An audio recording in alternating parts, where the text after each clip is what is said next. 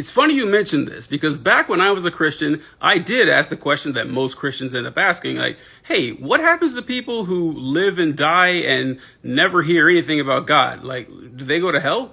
And to be fair, different Christian denominations have different answers to that question, but the one I was a part of and what you seem to be implying is that the answer is yes. Yes, they do go to hell. And I would say, okay, well, how is that fair? They never had any opportunity to accept Christ. And the answer was always like, well, in Psalms it says the heavens declare the glory of God. And in the book of Romans it says that nature demonstrates that there obviously is a God, so that these people are without excuse.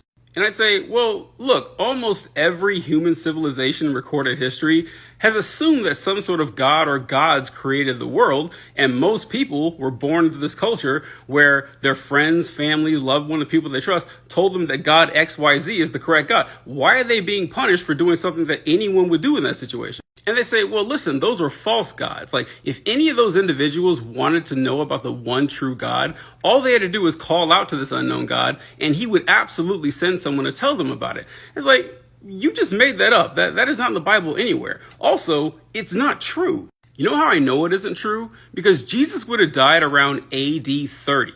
And it was 1,500 years later until the first person in North or South America ever heard anything about him.